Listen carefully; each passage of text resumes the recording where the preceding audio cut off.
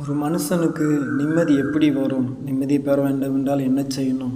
அந்த நிம்மதி ஏன் இல்லை என்று சொல்லி பார்த்தால், இன்றைக்கு பொருளாதாரத்தில் இன்றைக்கு பணம், நட்டு, நகை, ஆஸ்தி, அந்தஸ்து, சம்பாத்தியங்கள், வீடு, வாசல் இவைகளில் என்ன செய்ய இருக்க வேண்டும் என்று சொல்லி ஒரு பெண் எதிர்பார்க்கிறாள். ஆனால் கணவன் மனைவி எப்படியாக இருக்க வேண்டும், ஊழியக்காரன் எப்படியாக இருக்க வேண்டும் என்று சொல்லி. ஆனால் மனைவி கணவனுக்கு எல்லா காரியத்திலும் கீழ்ப்படிந்து இருக்க வேண்டும், பயபக்தியாக இருக்க வேண்டும் என்று சொல்லி. ஆனால் கணவன்கிட்ட மனைவி எதிர்பார்க்குறது என்ன? அன்பாக இருக்கணும். அது மட்டும் அன்பாக இருக்குன்னா என்ன?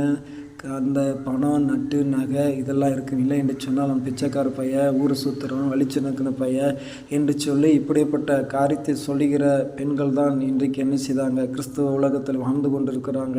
அருமையான சகோதரர், ஆனால் இயேசுவானவர் அப்படிப்பட்டதல்ல.